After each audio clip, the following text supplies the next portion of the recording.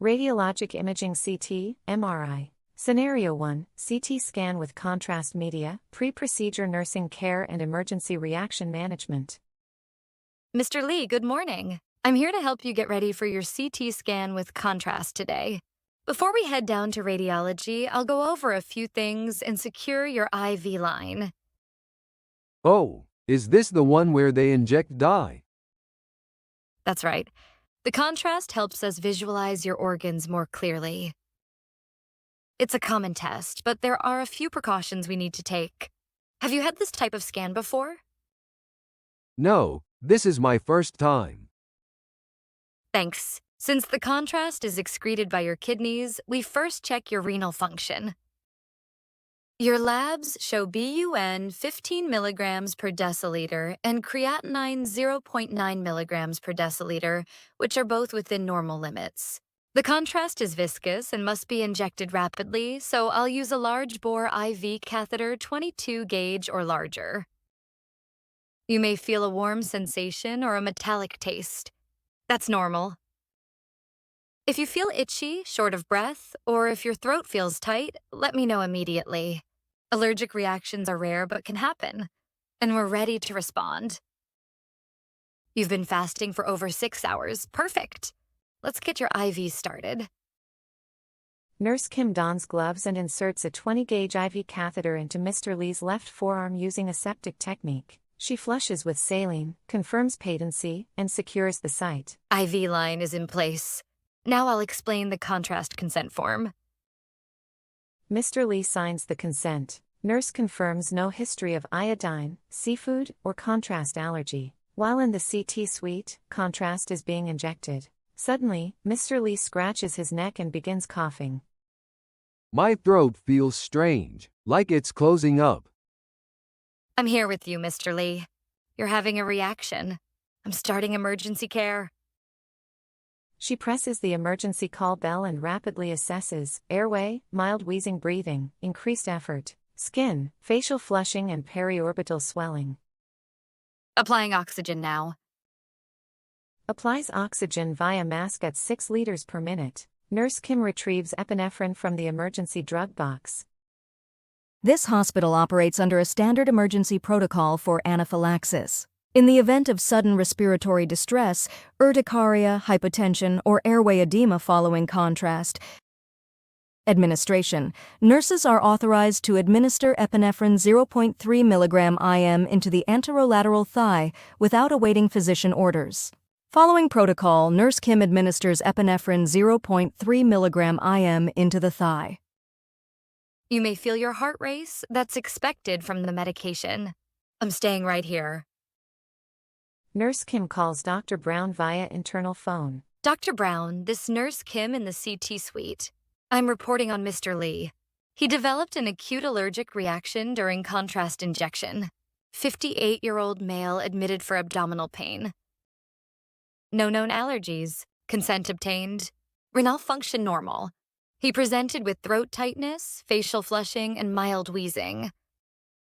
I administered epinephrine, 0.3 milligrams, intramuscularly per standing order. Oxygen is at 6 liters per minute. Vitals blood pressure, 102 over 65 millimeters of mercury. Heart rate, 112 beats per minute. Oxygen saturation, 94% on oxygen. I have diphenhydramine 25 milligram IV and normal saline 500 milliliter prepared. Please advise on further orders. Dr. Brown arrives at the CT suite. Mr. Lee is on oxygen and appears more stable. How is he doing now?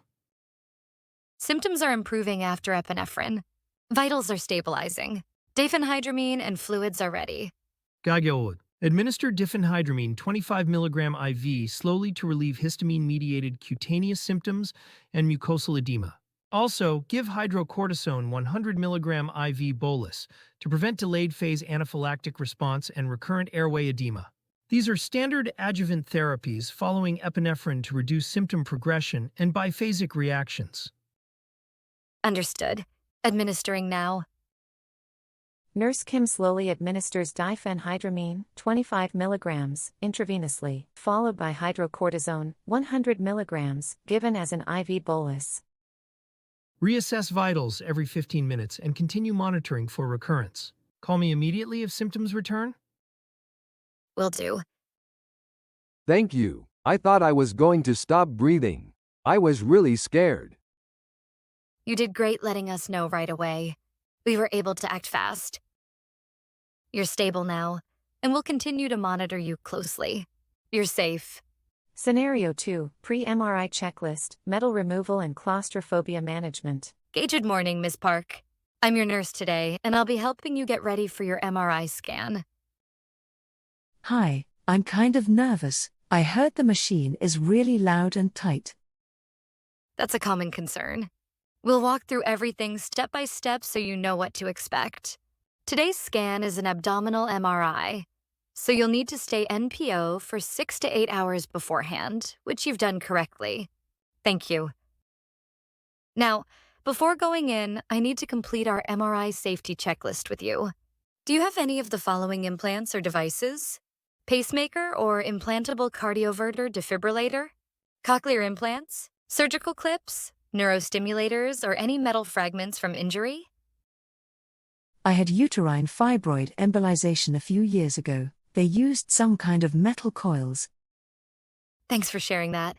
I'll need to review your prior imaging and get confirmation from the radiologist to ensure the coils are MRI safe. We'll also need to make sure you remove all external metallic items. Jewelry, piercings, hairpins, wigs, dentures, hearing aids, etc.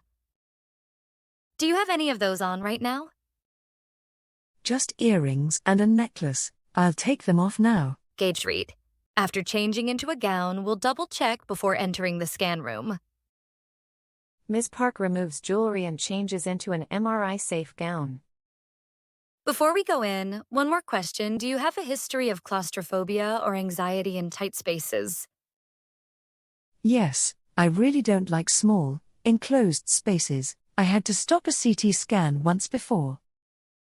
Thank you for telling me. That's very important. Let me explain how we handle that here. If needed, we can play music through headphones during the scan. Have you squeezed a call bell to stop the scan anytime? Talk to the doctor about mild sedation to help you relax. Would you like to discuss the sedation option? Yes, I think I need it. I don't want to panic during the scan. Understood.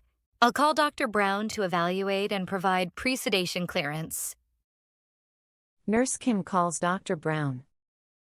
Mrs. Park is scheduled for abdominal MRI today and is expressing claustrophobia. 41-year-old female. History of procedure interruption during prior CT due to anxiety and closed space. No contraindications to sedation noted.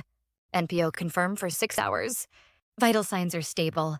Requesting pre-sedation clearance and oral or IV anxiolytic order, per protocol. Dr. Brown enters the holding area to assess the patient. Ms. Park, Nurse Kim let me know you're feeling anxious about the scan. Yes, I get really panicky in enclosed spaces. That's totally understandable. To reduce anxiety and help you complete the scan safely, I'll prescribe lorazepam 1 mg orally. It's a short-acting anxiolytic that'll help you relax without heavily sedating you. You'll need to stay in recovery for at least 1 hour afterward. I'll document the sedation consent and monitor her post-dose. Nurse Kim administers the medication and monitors vitals. Ms. Park is reassured and escorted to the scan room after sedation takes effect. I feel a lot calmer now. Thank you for explaining everything. You're welcome. You're doing great. We'll be right here throughout the scan. Just press the call bell if you need anything. Scenario 3, Coronary CT angiography, heart rate control, and medication administration. Good morning, Mr. Young. You're scheduled for a coronary CT angiography today. Let me explain the procedure briefly. This scan helps assess the condition of your coronary arteries. To obtain clear images, it's important that your heart rate stays below 60 beats per minute. First, I'll check your vital signs. Vital signs, blood pressure, 138/82. Heart rate, 82 beats per minute. Respiratory rate, 18 breaths per minute. Your heart rate is currently 82 BPM, which is a bit high. I'll contact the doctor to request medication to bring your heart rate down. We typically use a beta blocker for this purpose. Nurse Park calls Dr. Lee. Dr. Lee, this is Nurse Park from radiology.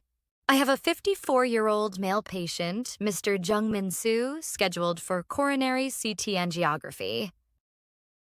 He has a history of hypertension, is currently on medication, and has a prior diagnosis of angina. His heart rate is currently 82 BPM. For optimal image quality, his heart rate should be reduced below 60 BPM. His blood pressure is stable and no other symptoms are present. Requesting metoprolol. 50 mg PO for pre-scan heart rate control. Yes, administer metoprolol 50 mg orally. Recheck the heart rate in 30 minutes. If the heart rate remains elevated, consider an additional dose. Please monitor his blood pressure as well. Mr. Jung, your heart is beating a bit fast. To get accurate results, we'll give you a medication called metoprolol 50 mg, which helps slow and stabilize your heart rate. Please take it now, and I'll check your heart rate again in about 30 minutes. If you feel dizzy or tightness in your chest, please let me know right away. 30 minutes later, reassessment. Your heart rate has come down to 64 BPM, which is better, but still slightly above the target. I'll report to the doctor again to determine whether an additional dose is needed. Doctor, after initial dose, Mr. Jung's heart rate is now 64 BPM, still above 60 BPM. Please advise whether to administer an additional dose of metoprolol or delay the scan. Administer an additional 25 mg of metoprolol. Reassess the heart rate after 20 minutes. If no issues arise, proceed with the scan.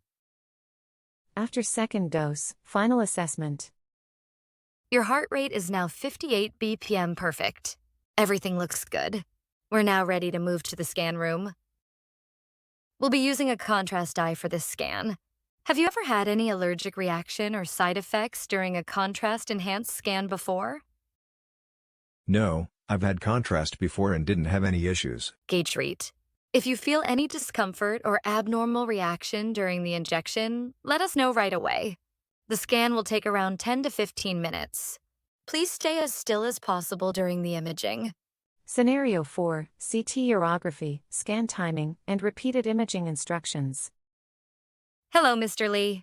I'm Nurse Kim from radiology. You're scheduled for a CT urography today, and I'd like to explain what to expect. This scan evaluates your kidneys, ureters, and bladder, especially helpful in identifying the cause of hematuria. For this study, we'll inject contrast dye intravenously and take multiple scan phases over time as the contrast travels from your kidneys to your bladder. The entire process takes about 30 to 40 minutes, and you'll need to avoid urinating until the bladder phase is completed to get the best image quality. Have you ever had any allergic reactions to contrast dye? No, I've had contrast before and didn't have any problems. That's great. You might feel a brief warm sensation when the contrast is injected. This is normal. If anything feels uncomfortable, let us know right away. Let me check your vitals before we start.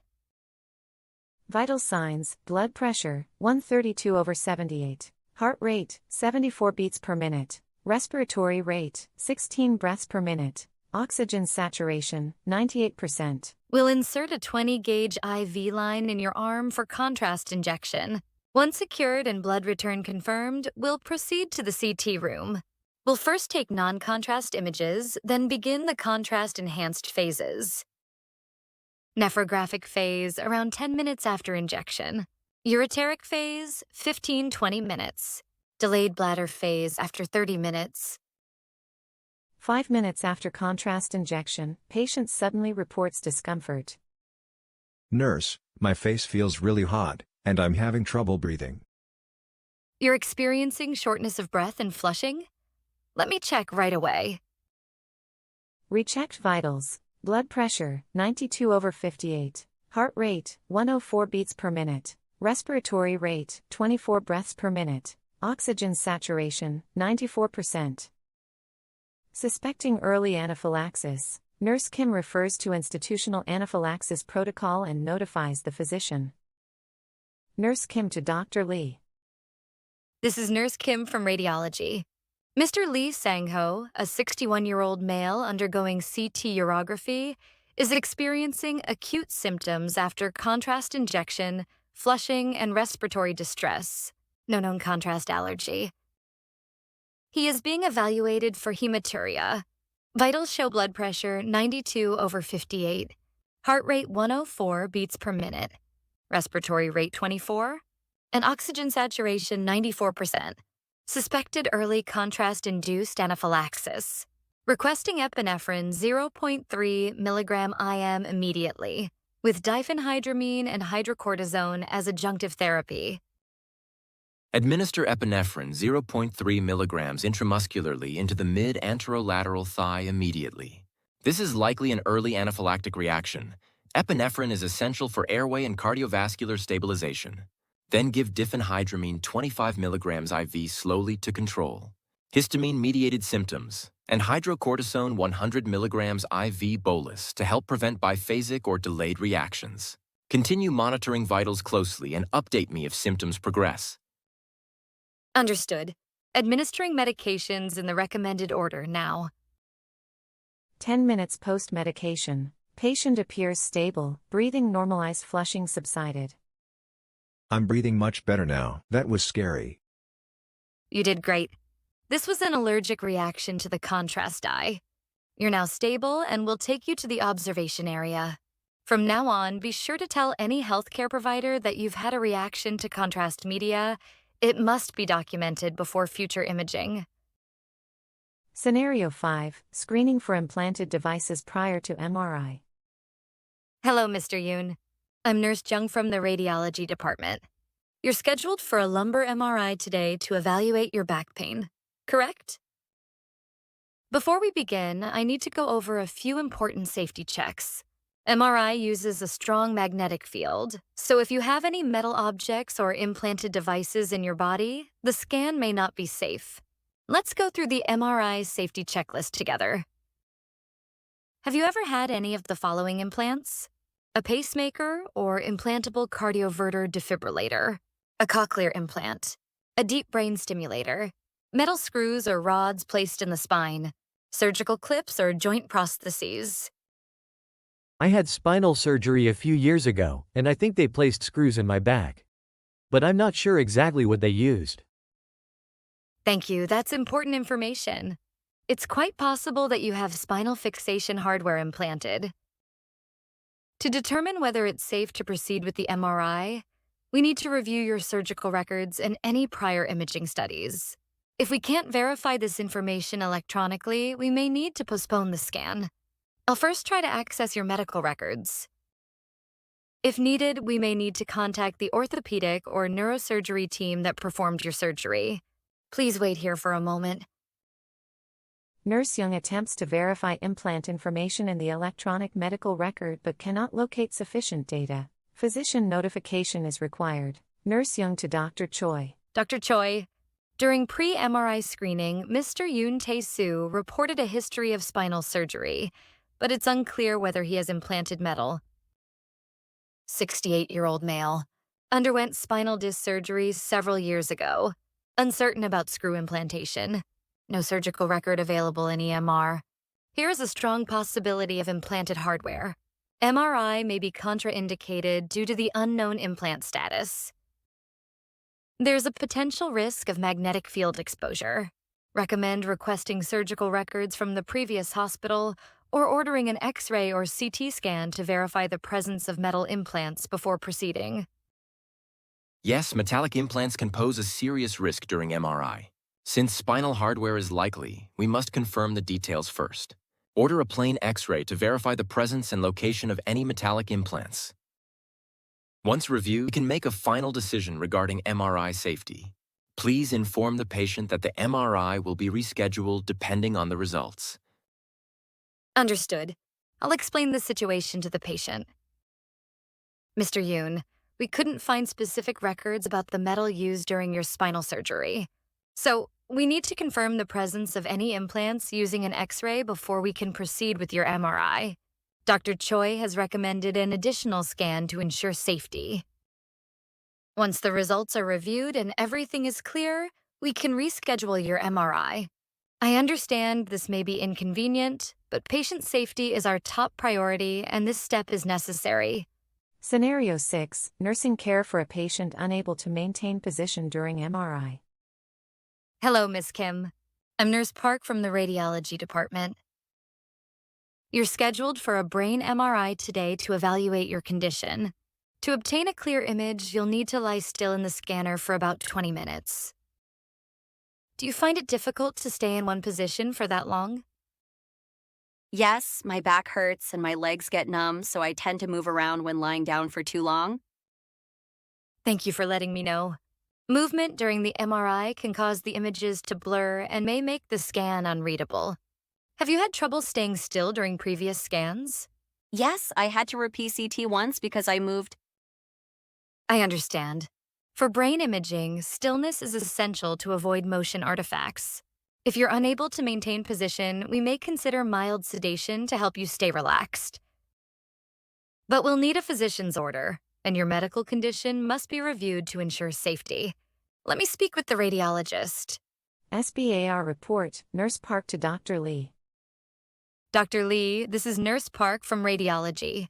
Mrs. Kim Soonja is scheduled for brain MRI today, but appears unable to maintain proper positioning during the scan. 75-year-old female, history of cerebral infarction, cognitive decline, and chronic back pain. Prior CT scan had to be repeated due to movement. High risk of movement during MRI, which may compromise image quality. Mild sedation may be necessary. Requesting an order for midazolam 1 mg IV as mild pre-scan sedation. Understood. Gajay Ivan, her age and medical history, minimal sedation would be appropriate. Administer midazolam 1 mg intravenously. Monitor respiratory rate, oxygen saturation, and blood pressure throughout. Post-scan, observe in the recovery area for at least 1 hour before discharge. Be sure to obtain verbal consent and provide explanation to the caregiver if applicable. Yes, I'll explain the purpose of the sedation, obtain consent, and monitor her closely. Ms. Kim, since it might be difficult for you to lie still during the scan, the doctor has recommended a small dose of midazolam, a medication that helps you relax and feel sleepy. This will make the test easier and more comfortable. After the scan, you'll rest in the recovery room for about an hour. Would that be okay with you? Yes, that sounds better. I think I'd rather sleep through it. Gejreet. I'll give the medication now, monitor your vitals, and bring you to the scan room once you're relaxed. We'll stay with you during the scan and monitor your condition throughout. Midazolam 1 mg IV administered. 15 minutes later, vitals reassessed, blood pressure, 126/74. Heart rate, 68 beats per minute. Respiratory rate, 14 breaths per minute. Oxygen saturation 97%. Patient appears drowsy but stable. Transferred to scan room. Scenario 7, screening for contrast contraindications and determining whether to proceed with or cancel the scan. Hello, Mr. Choi. I'm Nurse Lee from the radiology department. You're scheduled for an abdominal CT scan today. This test uses a contrast agent to enhance visibility of internal organs. Before we begin, I need to ask you a few screening questions related to contrast use. Please let me know if any of the following apply to you. History of allergic reaction to contrast, asthma or other allergy-related conditions, known kidney disease or renal impairment, currently taking metformin, recent blood test results including creatinine, EAT9, BUN, or GAGE-FR.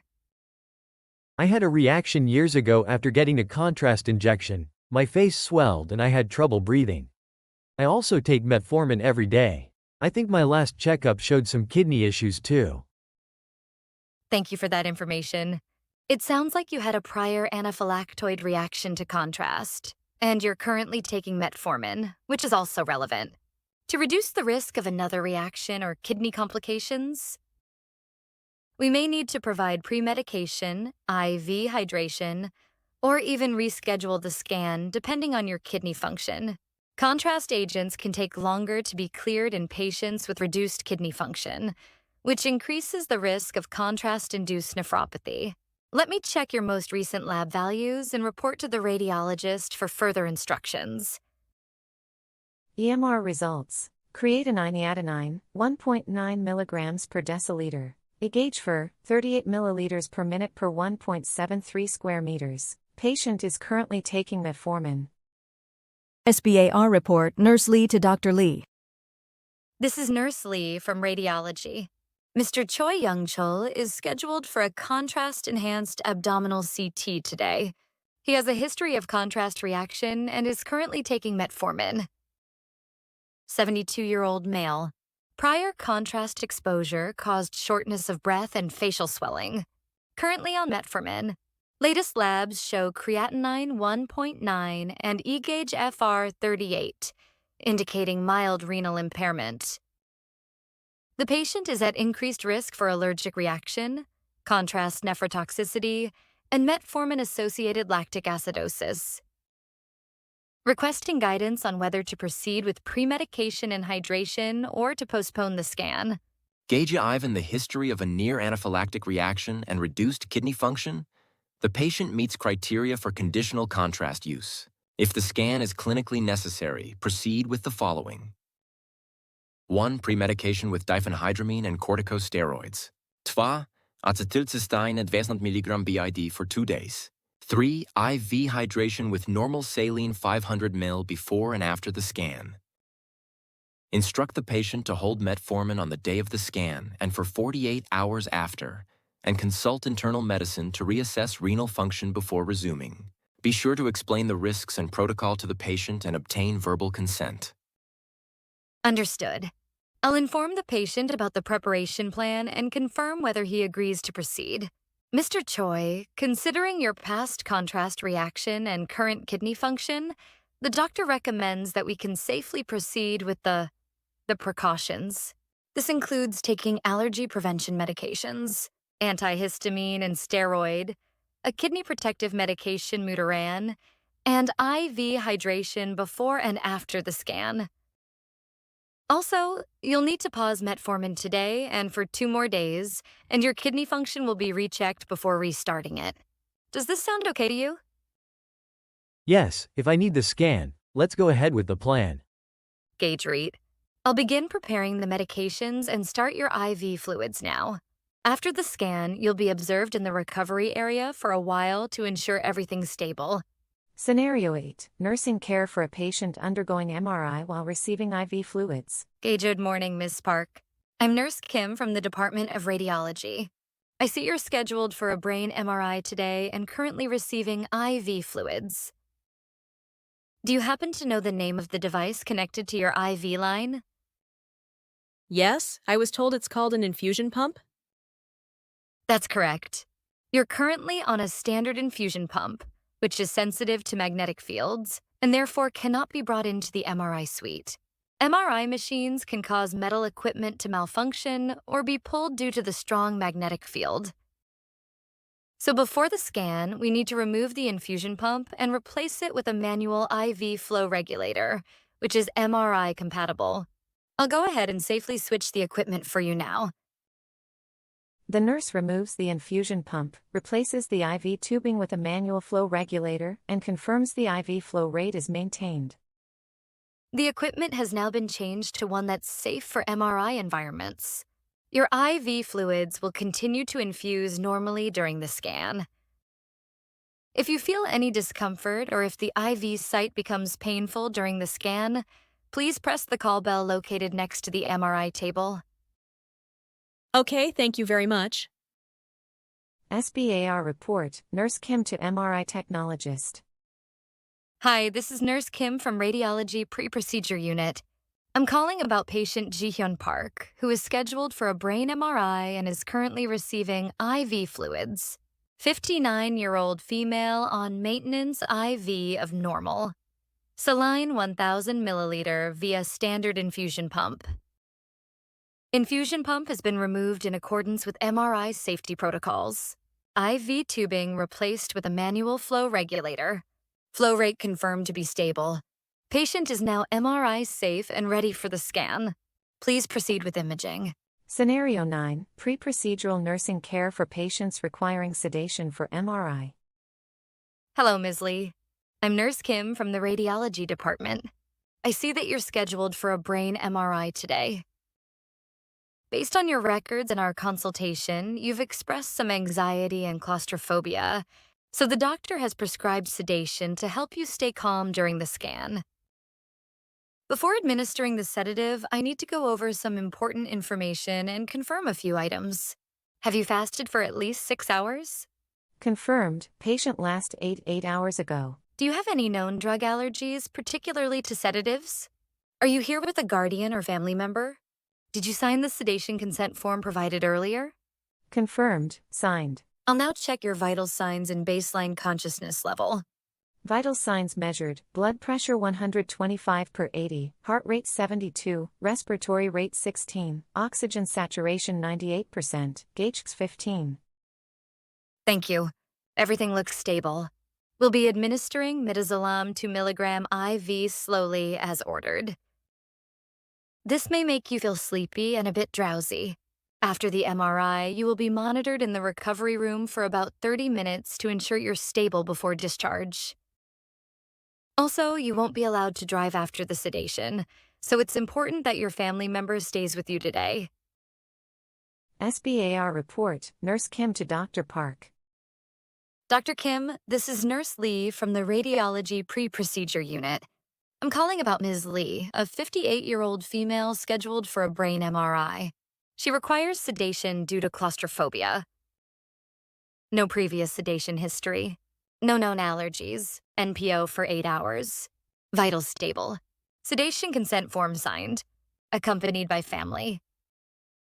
Patient is suitable for IV midazolam sedation. No contraindications observed. Requesting approval to proceed with midazolam 2 mg IV sedation before the scan. Approved. Please proceed with midazolam IV 2 mg. Monitor vitals every 5 minutes for 30 minutes post-procedure. Notify me immediately if oxygen saturation falls below 95% or if patient becomes hypotensive. Ms. Lee, we will now administer the sedative. You may start feeling drowsy soon. After the scan, you'll rest in the recovery area where we'll keep monitoring your breathing and blood pressure closely. If you experience any discomfort, please let us know immediately. Scenario 10, troubleshooting IV line complications during CT contrast injection. Mr. Choi, hello? I'm Nurse Kim from radiology. We'll be performing a contrast-enhanced abdominal CT scan today. The contrast agent will be injected into your vein and helps us see your internal organs more clearly. During the injection, if you feel burning, tightness, swelling, or a metallic taste, please let me know right away. Your IV line has been secured with a 22-gauge catheter, and your kidney function tests are within normal limits. Preparation. Patient ID and fasting for 6 hours confirmed.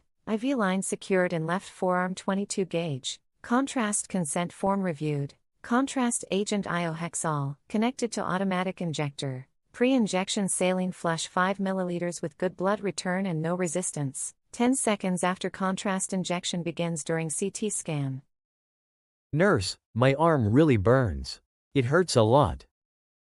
Stopping the injection now. Presses stop on injector. Inspection and palpation. Shows swelling and redness. Contrast extravasation suspected. Nursing judgment in SBAR report. Nurse Kim calls Dr. Lee in radiology. Dr. Lee, this Nurse Kim from the CT room. Mr. Choi Yoon-sik developed pain and swelling at the IV site shortly after the contrast injection began. I stopped the infusion immediately. The patient is a 58-year-old male undergoing abdominal CT for pain evaluation. IV access was established in the left forearm with a 22-gauge catheter. Saline flush was patent with no resistance. We used iohexol, and about 10 seconds into the injection, he reported a burning sensation and swelling at the site. There's visible extravasation of contrast with approximately 5 cm of swelling, redness, and moderate pain. Vitals are stable. We've applied cold compress and elevated the arm. Please advise on whether we should delay the scan or consult surgery if symptoms don't improve. It does sound like contrast extravasation. Since the swelling isn't too severe, continue with cold compress and elevation. If pain worsens or there's no improvement in 2 hours, request a surgical consult. Please secure a new IV line on the opposite arm and proceed with the scan. Understood. I'll continue monitoring and carry out the orders. Cold compress applied 15-minute intervals. Arm elevated above heart level. Instructed patient to report worsening symptoms. New IV line secured in the right forearm 20 gauge with patent saline flush. CT exam rescheduled after new line established. Is this serious? It suddenly started burning, and I got really worried. That's totally understandable. Fortunately, we stopped it right away, and most mild contrast leaks resolve on their own. We're applying the right care now, and we'll keep monitoring you closely. You're in good hands. Try to relax, and I'll be right here with you. Nuclear medicine examinations. Scenario 1, pre-PET CT preparation, fasting, blood glucose control, and diabetes management. Mr. Lee, good morning. I'm Nurse Kim from the Nuclear Medicine Department. You're scheduled for a PET CT scan today, so I'd like to go over some important instructions. PET CT visualizes how your body uses glucose. For accurate results, you must fast for at least 6 hours before the exam, and your blood glucose should be between 70 and 200 milligrams per deciliter. You may drink water, but no food or other fluids are allowed. This test involves injecting a glucose-like substance called FDG into your body.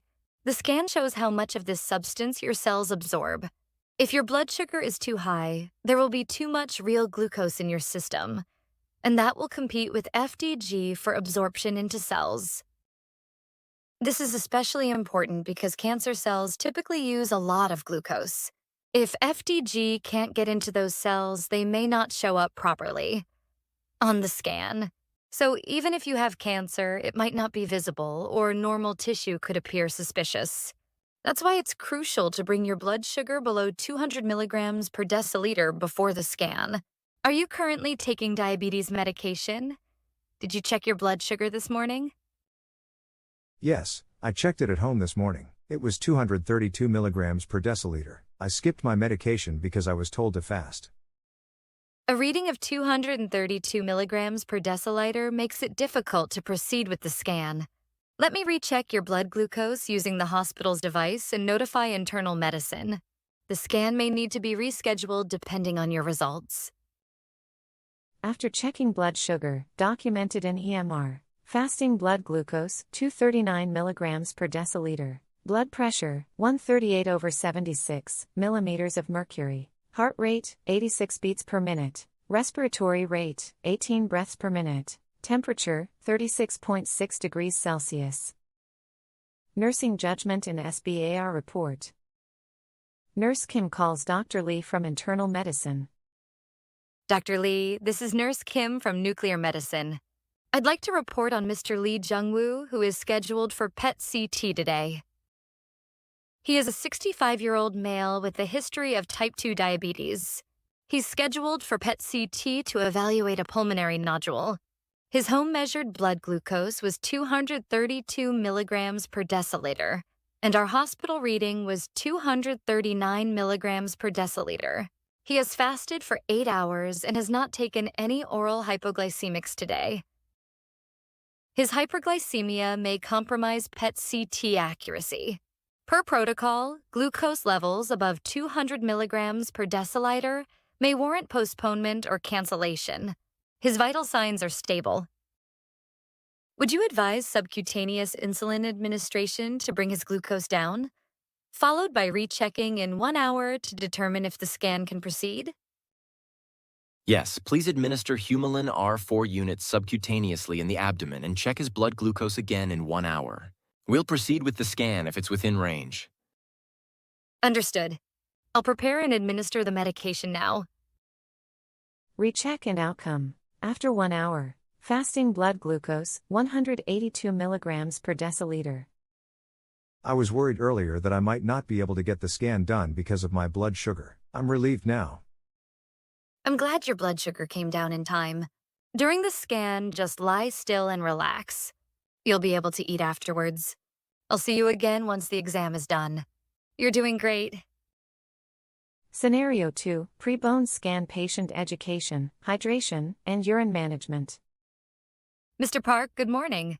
I'm Nurse Kim from the Nuclear Medicine Department. You're scheduled for a bone scan today to check for possible bone metastasis. This test uses a radioactive tracer to examine your bone metabolism. First, we'll inject a small amount of a tracer through an IV.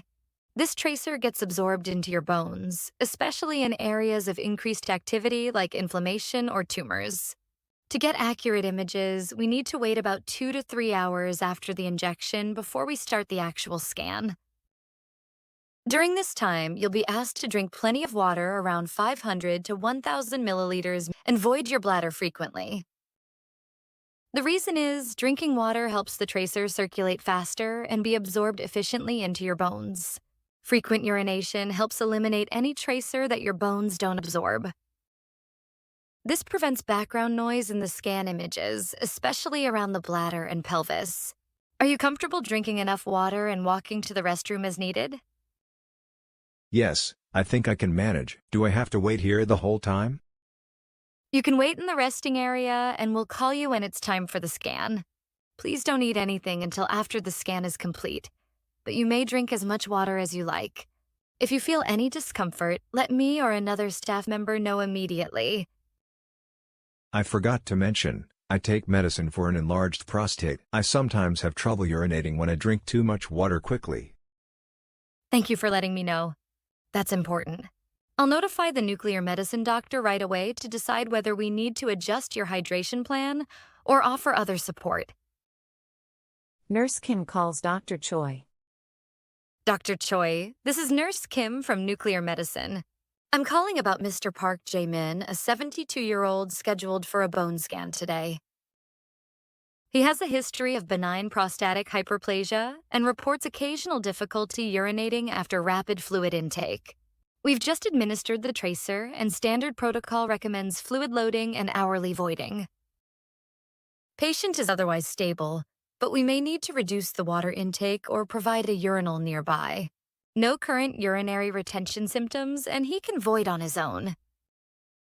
Would you recommend adjusting his fluid intake or prepare for a possible bladder scan post-scan if he has difficulty voiding? Thank you, Nurse Kim. Please monitor him closely. Limit fluid intake to 500 milliliters over the next 2 hours, and provide access to a urinal. If he shows any signs of discomfort or retention, notify me immediately. Mr. Park, the doctor agreed to slightly reduce your water intake and allow you to sip water slowly. Please let us know right away if you feel any pressure or discomfort in your bladder. Thanks. I was a little worried about that, but now I feel more comfortable. Of course. We're here to help. After 2 hours, we'll call you in for the scan, and once it's over, you'll be free to eat and go home. Scenario 3, Managing milk intake timing and preventing patient departure during MIBI myocardial perfusion scan. Hello, Mr. Park. I'm Nurse Kim from the Nuclear Medicine Department. You're scheduled for a MIBI scan today, and I'd like to explain the procedure to you. This test involves injecting a radioactive tracer into your vein to visualize how well your heart muscle is perfused. You need to fast before the procedure, and as confirmed, you've only had water so far. After the injection and the first imaging, you'll need to drink a cup of milk at a specific time. This helps stimulate bile secretion to clear the tracer from your liver and intestines, allowing for clearer heart images. Please also stay within the designated waiting area during the entire test process to avoid any delays or complications. At 10:05 a.m., the patient is not in the waiting area. Nurse Kim searches around and finds the patient near the hospital cafe. Mr. Park, where did you go? It's important to stay in the waiting area right now. It's nearly time for your milk intake, which could affect the test results if delayed. Oh, I just stepped out to get a coffee. Am I too late? Caffeine may interfere with the test, and it's crucial that you drink the milk on time to ensure the images are accurate. Let's get back to the waiting area and drink the milk right away. Nurse Kim contacts Dr. Lee in nuclear medicine. Dr. Lee, this is Nurse Kim. The patient, Mr. Park, temporarily left the waiting area and consumed coffee right before his scheduled milk intake. He is a 59-year-old male undergoing MIBI scan for angina assessment. Radioactive tracer was injected at 9:10 a.m. The first scan was completed at 9:30. Milk intake was scheduled for 10:10 a.m. Caffeine ingestion may affect gastrointestinal motility. The milk intake was delayed, potentially impacting image clarity. Please advise if the test can proceed with immediate milk intake, or if adjustments should be made to the imaging schedule. As long as the caffeine intake was minimal, image interference should be limited. Please proceed with immediate milk intake and continue the second scan at 10:40 a.m. as planned. Understood. I'll ensure the patient drinks the milk now and stays in the waiting area. I'm really sorry. I didn't realize it would affect the test like this. That's okay, Mr. Park. It's good that we caught it in time. Just stay with us for the rest of the test, and you'll be able to have a full meal afterward. Scenario 4, Coordinating Conflicting Test Schedules, Nuclear Medicine versus Pulmonary Function Test. Mr. Kang, good morning. I'm Nurse Kim from the Nuclear Medicine Department. You're scheduled for a MIBI scan today to assess blood flow to your heart. This test requires fasting and a special injection, so the timing is very important. I see, but I was also told I need a breathing test today. I think it's called a pulmonary function test? Yes, that's correct. The PFT is also scheduled for this morning. However, the order of these two tests matters. The MIBI scan requires you to be fasting for accurate results, while the PFT is ideally done after eating because it can make you feel lightheaded. Also, the MIBI scan involves injecting a radioactive tracer, and if delayed too long, the results may not be valid. So, before we proceed, I'll need to check the test schedule and speak with your doctor. Nurse Kim calls Dr. Lee. Dr. Lee, this is Nurse Kim from the Nuclear Medicine Department. I'm calling about Mr. Kang Min-soo in room 314. He's a 67-year-old male admitted for cardiac evaluation. He is scheduled for a MIBI myocardial perfusion scan and a pulmonary function test, both this morning. MIBI requires fasting, and the tracer injection timing is critical. The patient has been fasting since 7 a.m. Meanwhile, the PFT typically follows a light meal, and the patient has not eaten yet. Performing the PFT first could lead to inaccurate MIBI results, and postponing PFT until after MIBI would be more appropriate. I recommend proceeding with the MIBI scan first and rescheduling the PFT for early afternoon. May I have your approval to coordinate with the PFT lab and update the orders? Yes, that makes sense. Please proceed with the MIBI scan now. After that, reschedule the PFT for 2 p.m. and allow the patient to eat once the scan is complete. Make sure to record this update in the EMR. Understood. I'll coordinate with the PFT lab and document everything. Nurse Kim calls the Pulmonary Function Lab. Hello, this is Nurse Kim from Radiology. Mr. Kang Min-soo is scheduled for both MIBI and PFT this morning. But due to the requirements of the MIBI scan, I'd like to move the PFT to 2 p.m. Would that time slot be available? Yes, 2 p.m. is open. I'll update the schedule now. Thank you. I'll let the patient know and update the chart. Mr. Kang, I spoke with your doctor and the PFT lab. You'll be going for your MIBI scan first. After the scan is done, you'll be allowed to eat and rest. Then, around 2 p.m., you'll have your PFT. This order is safer and gives us more accurate results. That sounds good. I was a bit worried about skipping breakfast too long. I understand. Thank you for your patience. We'll make sure everything runs smoothly today. Scenario 5, nurse's judgment when contrast-enhanced CT and PET-CT are scheduled on the same day. Mr. Song, good morning. You're scheduled for 2 imaging exams today. One is a contrast-enhanced chest CT, and the other is a PET-CT. Both are very important in diagnosing and monitoring your cancer. However, when these 2 are done on the same day, we have to pay special attention to the order of testing. The PET-CT uses a radioactive glucose-like substance called FDG to detect areas of high metabolic activity, such as cancer cells. If we perform the CT with contrast first, the iodine-based contrast material may interfere with FDG distribution in your body and affect the PET-CT results. That's why it is generally recommended to perform PET-CT first and CT with contrast afterward. Also, after the FDG injection, you'll need to rest quietly for about an hour and drink plenty of fluids afterward to help clear the tracer through urine. Nurse Kim reviews the patient's EMR and exam schedule. 10 a.m., chest CT with contrast. 1 p.m., PET-CT. Nurse Kim thinking aloud. The CT is scheduled first and PET-CT later, but giving iodinated contrast before PET could reduce FDG uptake accuracy. According to the European Association of Nuclear Medicine guidelines, PET-CT should be done before any contrast-enhanced CT or at least 4 to 12 hours after. In Mr. Song's case, the purpose is staging for possible metastasis, so the accuracy of the PET-CT is more important than immediate CT. This needs to be adjusted. SBAR report, nurse to Dr. Lee.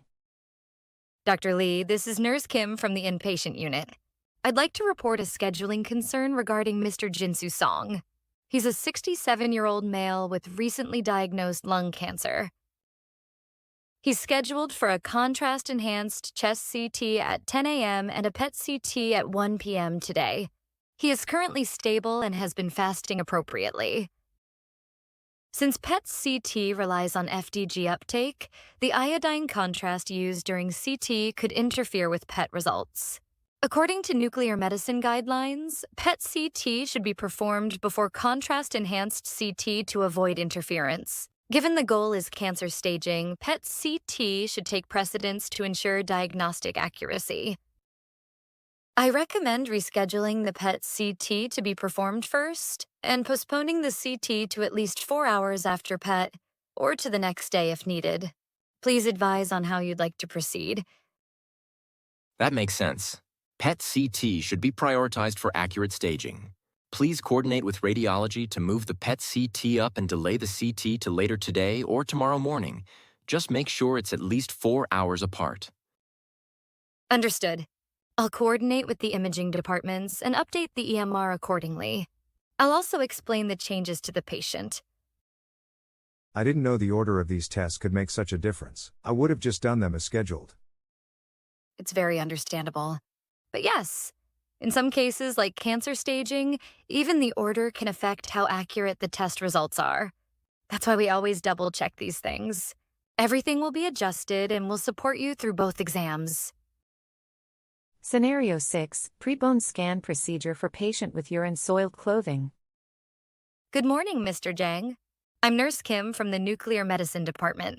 I see you've already received your radiopharmaceutical injection.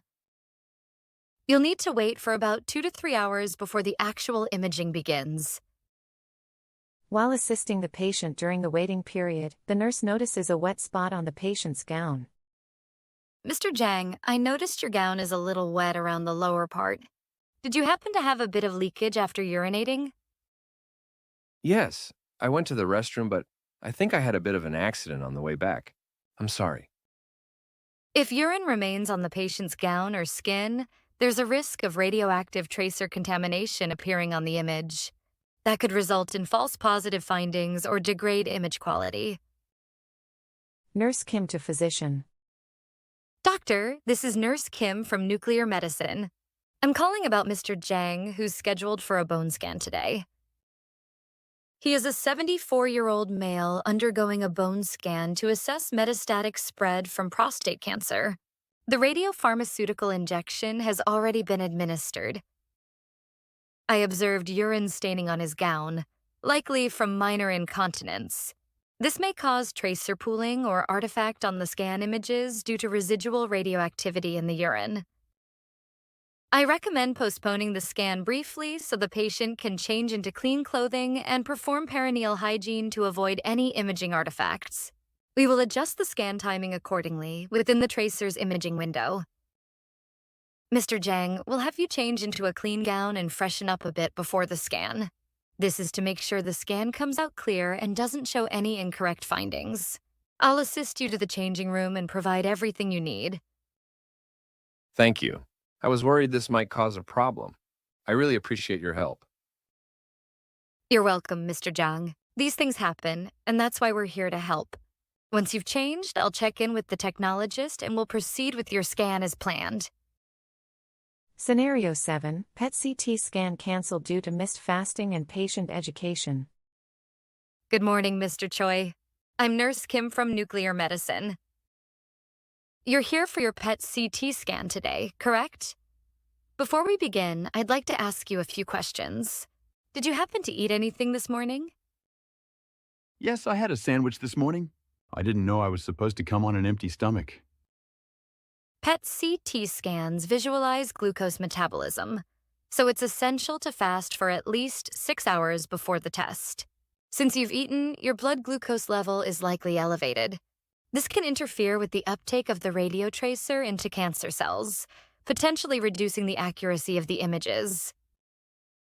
Oh, so you're saying the scan results could come out wrong? That's correct. It might not show existing cancer, or normal tissue could appear suspicious. To ensure accurate results, we'll need to cancel today's scan and reschedule it for another day with proper fasting. Nurse Kim to Nuclear Medicine Physician. Doctor, this is Nurse Kim from Nuclear Medicine. I'm calling about Mr. Choi, a 62-year-old male scheduled for a PET CT scan this morning. He is here for prostate cancer follow-up. Upon arrival, he reported eating a sandwich about an hour ago. He was unaware of the fasting requirement. Because the patient has not fasted for the required 6 hours, conducting the scan could lead to inaccurate imaging due to elevated blood glucose levels affecting FDG uptake. I recommend canceling today's scan and rescheduling after proper fasting. Would you like me to provide education and assist with a new appointment? Yes, Nurse Kim. Please cancel today's scan and reschedule it. Be sure to explain the fasting instructions clearly to the patient and ensure the new appointment is at least 6 hours after the last meal. Understood. I'll inform the patient and coordinate with the scheduling team. Mr. Choi, unfortunately, we won't be able to proceed with your scan today.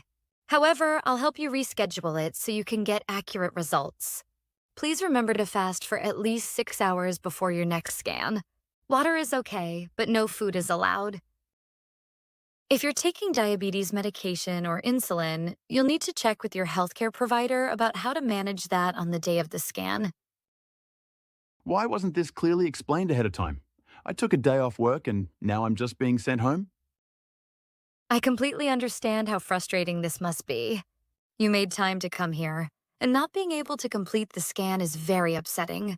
While we do send out an automatic reminder message, it's possible the fasting instruction wasn't emphasized clearly enough. Can't we just check my blood sugar and go ahead if it's normal? I understand your concern. However, it's not just your current glucose level that matters. The recent food intake can affect insulin and glucose dynamics in your body, which in turn impacts how FDG is absorbed. This could lead to misleading results, even if your blood sugar appears normal now. That's why fasting for 6 hours is absolutely necessary. Then please make sure I get a call next time so I don't miss it again. Absolutely. I'll personally call you the day before your next appointment and follow up with a confirmation message. I'm truly sorry for the inconvenience today, and I'll do my best to make sure your next scan goes smoothly and yields the best results. Scenario 8. Negotiation and alternative instructions for a patient refusing milk before a MIBI scan. Good morning, Mr. Yoon. I'm Nurse Kim from the Nuclear Medicine Department. You're here today for your MIBI scan, correct? Before the scan, we usually ask patients to drink milk. Have you had any? No, I can't drink milk. I have lactose intolerance. If I drink it, I get severe stomach pain. Thank you for letting me know. The reason we ask you to drink milk before the scan is to block absorption in the gastrointestinal tract. So the radio tracer concentrates more effectively around your heart. Fortunately, we have alternative high-fat options for patients with lactose intolerance. So I don't have to drink milk. What can I take instead? That's right. We can substitute milk with items like yogurt, soy milk, or even a small portion of bread or a banana along with a high-fat item. At the moment, we have full-fat yogurt and some crackers available here. Would that be okay for you? Yes, I think I can manage that. Please go ahead. Nurse Kim to attending physician. Hello, this is Nurse Kim from Nuclear Medicine. I'm calling about Mr. Yoon, a 64-year-old male scheduled for a MIBI scan today. He is undergoing myocardial perfusion imaging. Standard pre-scan instructions include drinking milk. The patient has lactose intolerance and reports abdominal pain with milk intake, which may interfere with compliance and comfort during the scan. I recommend replacing milk with full-fat yogurt and crackers and proceeding with the scan. Is that acceptable? Yes, that's acceptable. Go ahead with the yogurt and crackers.